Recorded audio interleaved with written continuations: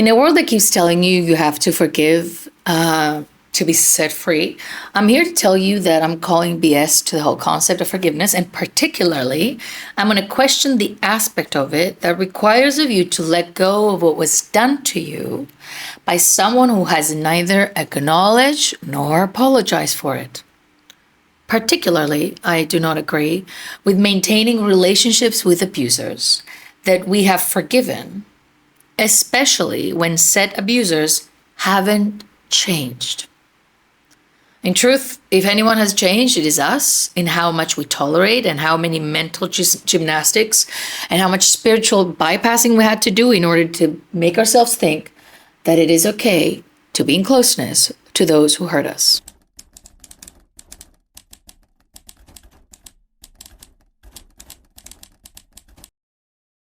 Before we start, I'm going to say there's an excellent therapist called Whitney Goodman. Her handle is Sit With Wit on Instagram. That she has an amazing podcast and she talks a lot about estrangement and she has done a lot of research.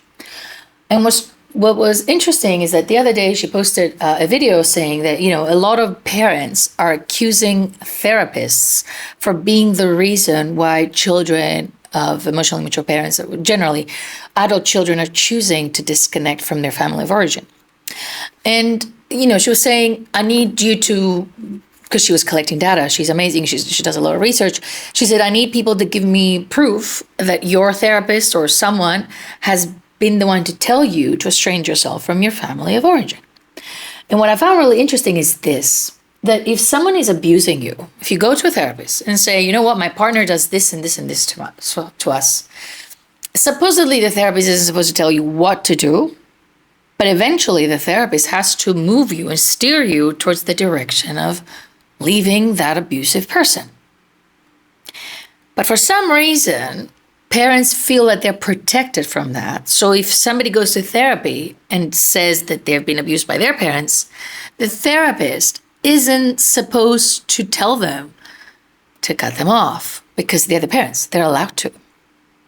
Which makes therapy not really therapy. It's like an oppressive sort of environment that forces us to comply and continue to keep dysfunctional relationships functional at the expense of our well-being. So I don't understand why this prohibition. No, actually, I do understand.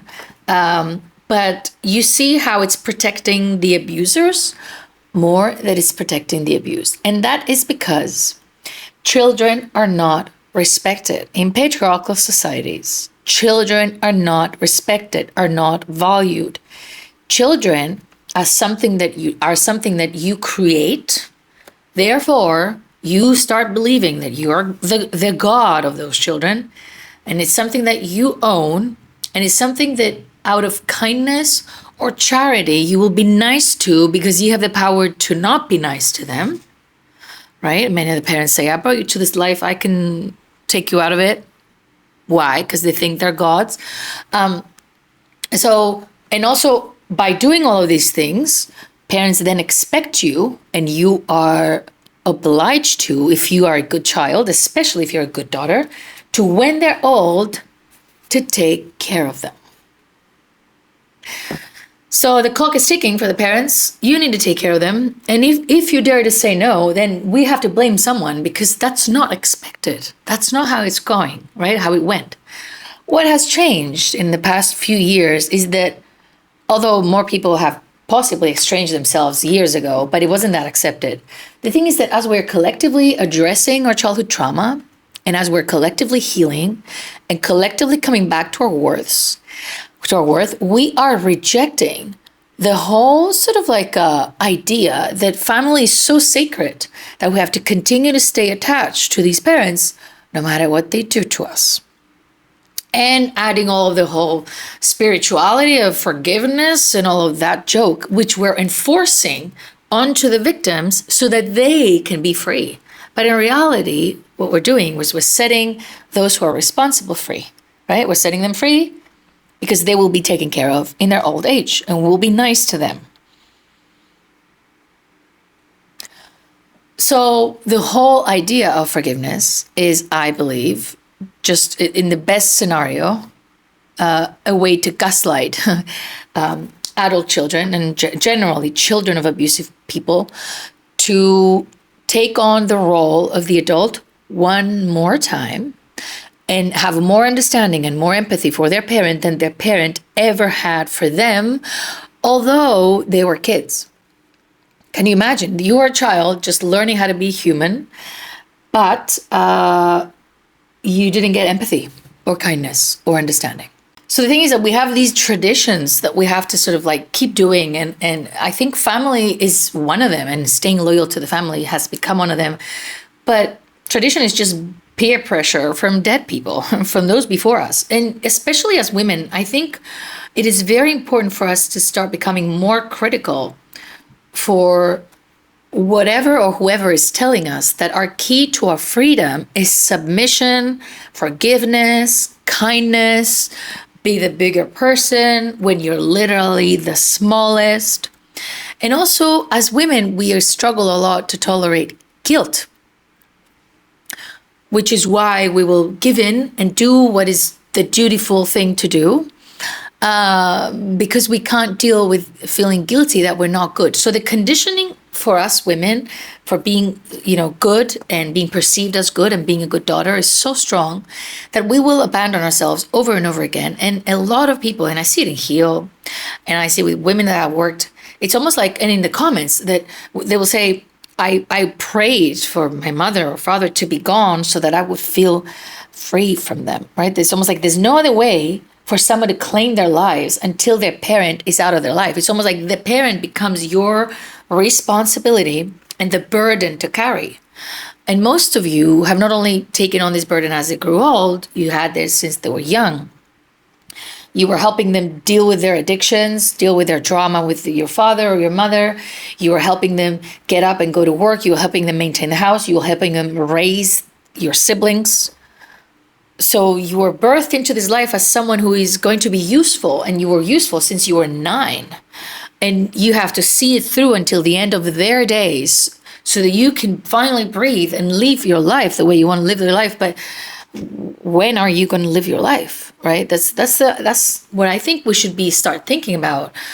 When people tell us to forget and forgive as a way to make us, to set us free, instead of telling us set boundaries, say no, walk away, it means that they're trying to maintain something there that has nothing to do with, it's family. No, it has to do with our duty. It feels like it's an unsaid and unspoken, it's not really unspoken, really, it's very blatant, duty of children, especially daughters, to take care of their parents when they're older, which most daughters will happily do if you are a good parent to them. But most daughters will also do even if you're a crappy and horrible one, because it's her duty. She has assumed it's her duty. I think we have to start questioning what we consider to be our duty, what is considered to be good, and who considers it to be good, and who benefits by us being good.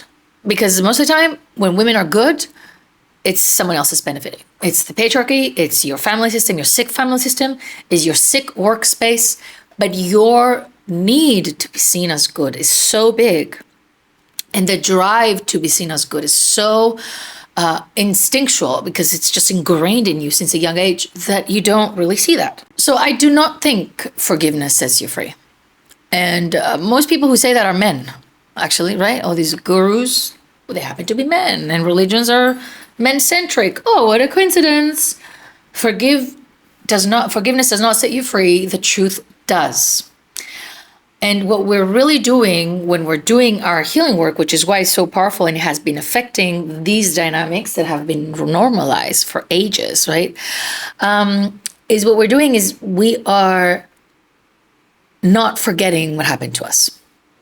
And that's my suggestion. I need you to not only not forget or forgive, I want you to truly remember what happened to you to such an extent where it becomes impossible to continue to tolerate these people to treat you the way that they do. And when you do that, you're going to feel like somebody's finally there for you, protecting you, because nobody ever has, right?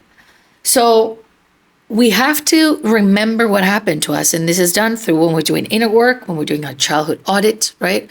Heal is a program that I designed that this is the actual process. If I was to, I keep trying to think of, it just doesn't have one name, but I think it's the most appropriate one is childhood audit, right? I invite people to go through their childhood and their bigger wounds and their important bonds to see what happened to them and who they became. And by then, the end of it, most women who come into this program end up feeling pretty, coming in touch with their age, coming in touch with their selves, coming in touch with their self-esteem, with their worth. And the most important is when they finish this program, women feel like their life is theirs, right? Like they own their lives. There's a sense of ownership that comes when we are finally willing to see the truth about what happened to us, because there's a sense of anger that will show up as we inevitably become the witness of our childhood. And seeing it as a third person, we are finally going to get angry enough to realize that we did not deserve any of that, right? So I want you to remember what was done to you, not because I want you to take revenge or, go on this quest to whatever, destroy your parents, but I want you to remember what was done to you so that you can stop forgetting how unsafe certain people are in your life. And I want you to stop thinking it is normal to have relationships with people that have historically been horrible to you. It's like the bar of what we tolerate when you think about our histories with our parents as to how much abuse we tolerated and then continue to show up in that relationship is just, it's just immense. And so we have then a partner or a friend or a coworker that treats us a certain way, we will tolerate it. It's a barely close to what happened to us. So our tolerance for abuse is way up. And we have to bring it to we just have to stop being so tolerant to abuse. We have to tolerate less and not be afraid of doing that, right? And the other reason I want you to remember is that you stop forgiving those who didn't even apologize to you. It's fine if you want to forgive or whatever, but at least forgive people who said they're sorry, who acknowledged what they did to you, and also who have changed their ways. Why are we going around forgiving people who do not even acknowledge that they hurt us? Right? We have to remember what happened to us so that we don't keep falling into the same trap over and over again, so that we don't feel guilty that our boundaries are harsh. Because when you are thinking about protecting a child, and if you're thinking that you could live a day of your past life and just show up in your household home, in your childhood home as a kid and see yourself struggle the way that you did, would you think, I don't want to tell my mom or my dad off. I have to gently get them to stop treating. You would just jump in and you would be ruthless with these people, right? I had this client who her mother was just doing all these things, just weird stuff, but the room that she put her in the house was just almost like a storage room, right? And so when we were doing a session about, the childhood home and all that, and she went to the room, we went into that room and she trashed it. Like she just imagined trashing the room and letting out all of that anger. She didn't think, no, trash the room, right? This is the kind of luxury that doing inner work gives us. We can relive experiences and change what happened in them, in our minds, to give ourselves a different learning. This is the process of memory reconciliation, really. It's what we do through hypnosis is this. We revisit the past. We have a corrective experience about the past. We activate different experience and a different learning. And then when the event ends, it's almost like in our memories, we shifted something about how that memory was stored. And we're no longer feeling the same way. So that woman, to finally, even, at an older age, imagine that she finally just let out the rage about, why am I just left out in here in this little thing, which is just like, it's really disrespectful. I'm almost like the exiled person in this family.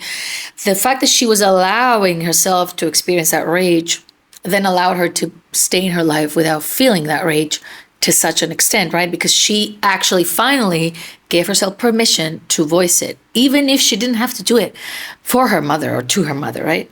So it is important for us to give ourselves permission. That's why we need to remember to feel what we're feeling and to allow ourselves to have the experience that we were never allowed to have, to speak up, to protect ourselves, to be angry, right? This is the gift of inner child work, because you don't even have to do these in real time, right? The process is internal now. Nothing in the outside can change it. This is an internal thing, right?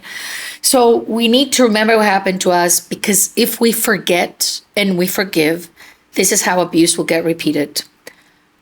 And if we forget and we forgive, silence will continue to keep us loyal to these people. We have to remember what happened to us, because it is important, and it's very healing to validate it. The child in us that went through her entire childhood invalidated and criticized and humiliated when she even voiced a discomfort or anything. We have to stop. We have to remember what happened to us, because we have to stop pretending that it wasn't that bad, when actually it was pretty bad. It's pretty bad. And if it wasn't that bad, you wouldn't be still struggling, would you? We have to remember what happened to us, because we can't heal what we can't name. We have to remember what happened to us, because that's the only way we can have boundaries that we can stand behind, right? Because a lot of people say, we'll teach you words to say and good phrases to push, when people have like things that they request from you, here's what to say and how to set boundaries and all that. But you won't be able to set boundaries if you don't really remember why you're doing it. Eventually, this is something that I've learned too through my own journey, is that eventually remembering what happened to you keeps you away from the people that abused you. Because I feel like even if we go through our childhood if we do the childhood trauma work, the childhood audit, and we heal and all that, and then a few years pass, and then something happens to a parent, then we're suddenly, oh, they're my parent, I love them, I'm this healed version of myself now, I can deal with that. And then we go back, and they continue to treat us the same. Although they're weak, old, sick, helpless, they continue to disrespect us and treat us horribly. And the thing is, because when we healed, we then decided to forget what happened to us. But every time there's an invitation to go back to an ex, to go back to an abusive parent that is still trying to get you to go over the holidays or is guilt tripping you, the trick is to remember what they did to you.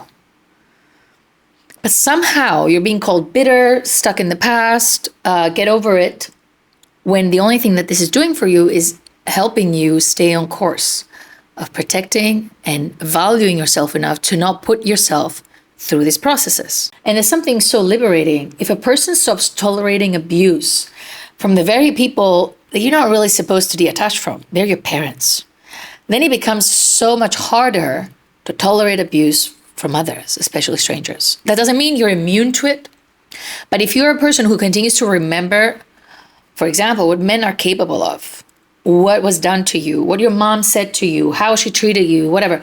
If you keep remembering, I'm not saying thinking about it all the time, but don't forget it. That means that when you meet someone new and you see all these flags, you're not in denial. You say, this is familiar. This man is a replica of my mom. I like him. He's hot. He's great. Blah, blah. Replica. I need to remember what happened to me. I need to remember what was done to me, so that when I see it happen again, I don't just go back in life with a blank slate as if I'm a goldfish, right? Because if women didn't forget, if women remember what was said to them and what was done to them, they would be a lot more angry, they would be a lot more unforgiving, and a lot less tolerant. And when women are like that, then men will have to do more work in order to have a woman on the side. So it's like it doesn't benefit men, right? So eventually we are seen as better and nicer and more divine and more kind and more loving when we're forgetful, when we're forgiving, when we're like, oh, you're so nice to take care of your parents. No, it's not nice. It's devotion to abusers, and that's not being nice. We have to set ourselves free from the conditioning that enforces us to comply and to continue to stay oppressed in environments that do not respect or love us. We have to change what we tolerate and make it so hard for people to think that they can get away with doing things to us that they're not supposed to be doing for us. And they can call you all sorts of names. And, it's not an insult. When somebody calls you the B word, it's not really an insult. They're just saying you're making me uncomfortable. You are saying no. You're being too expressive about what you need and think. Whoa, you're not supposed to. Be kind, right? Women are so conditioned to play small that even as we try to tell a man off when they're catcalling, when they're being inappropriate, we try to do it in a nice way. And they're like, well, you don't have to be so rude. I just said hi. And you're like, I don't want to talk to you, right? And it's good that sometimes we practice just being unnecessarily rude, but just mind our own business, right? Sometimes on the street, there was a man, I was walking with my dog, and he felt the need to tell me, like in the morning, I was with my two dogs, and he said to me, you should have gotten a cow or so. I don't know. He said something stupid, like you should have done this instead of having dogs. And I said, you should have just shut up instead of talking to me first thing in the morning, and continue walking. And he's like, and he just threw a fit, like, I just made a joke. I said, your joke was not funny. And I kept walking. But the thing is that sometimes we shy away from being rude, not only for fear for our safety, but we don't want to sound rude. But I feel like we should practice sounding rude to people who are rude. I'm not saying go out and be rude to everyone for no reason, but I'm saying that if somebody's rude to you, don't be afraid to be rude back. Don't be afraid to just, if somebody's talking, don't answer to them. Like if they're saying something horrible, just don't answer, don't acknowledge them. I love doing that. That's like my favorite thing to do. If I'm walking on the street and people say all sorts of random stuff, I don't acknowledge them. I don't have to. I'm not obliged, and neither are you. And I feel like we underestimate that we have so much power. Our attention is power, and where we give our energy is power. And men want that, and men feed off of that. And narcissistic parents and toxic people really feed off of that. So we have to withdraw the attention, bring it to us, but we have to be okay with being called names, with being told we're selfish, with being with how we experience guilt, right? So my suggestion is that if you are avoiding to remember what happened to you, you're not allowing yourself to have the corrective experience of being validated for what happened to you. And it's a shame and a disservice for the girl you used to be. And also for the mother that you will become or have become, or it doesn't even matter if you don't become, but if you don't acknowledge your own pain, it's going to be very hard to acknowledge her pain. If you don't see your own pain, you can't see hers. We don't heal from things that we forget. We heal from things that we acknowledge and process. And we move through them. We outgrow them, but we remember. We have to remember if certain type of people have done certain things to us, rather than push ourselves to keep going into dating scenes or back to our families or back to dysfunction, back to our exes, because it's been long enough and we forgot about what happened. And these people have not changed or even tried to. Or if they've told you that it will change 10 times, why do you think there's an 11th time and they will get it? It's not going to happen, right? So remember what happened to you and keep it in the back of your head as a wisdom to how you're moving through your life in a way that respects you and who you are and who you've been, rather than how the world will perceive you, whether you are a good enough girl. And we start by acknowledging our childhood trauma. And I see there's a lot of shaming. We'll have to move on. Forget about your trauma. Stop. Your parents. Your mom was also a little girl too. And all these things. Shut it down. Don't listen to any of that. Now you have to listen to yourself. You have to go back and do a bit of a childhood audit, right? You can do it through Heal, my own program. You can do it with yourself by doing inner child work. And when you do all of that, and I have videos that teach you how to do it, the goal isn't let me heal so that I can forgive, let me heal so that I can earn this. No, let me heal because I have the willingness to revisit my past so that the girl that I used to be finally knows that somebody is going to show up for her, and that's going to be me. Nobody else will. Somebody's going to validate her. Somebody's going to believe her. Somebody's going to love her.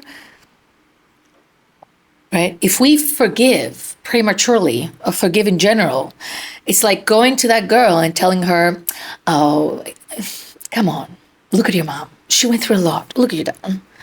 And that kid is going to be like, what are we teaching her? That she doesn't matter. Her pain doesn't matter. Her suffering doesn't matter. What she wants doesn't matter. What she needs doesn't matter. So we're raising a daughter in this world, an inner child ourselves. We're raising her with the fundamental core belief that she's unworthy. And then she goes out in the world and the world is treating her as such. And she doesn't even have the belief that she deserves more to get away from it. She wants more. She knows that she needs more, but she doesn't think she deserves it. So you are going to be the one that's going to teach her that she deserves it. And you are going to be the one that's going to teach her what it's like to prioritize her and her needs. And when you set this standard, internal standard of self-respect and a sort of reflection of your worth by protecting her from those who abused her, first and foremost, your parents, then you are setting her to a different trajectory of life where now the bar has been raised high and whoever doesn't really show up to that place cannot be in your life because you will no longer tolerate what people are doing and abuse and treating you like you're unworthy because now you know you're worthy. And also you remember what was done to you. I'll see you soon.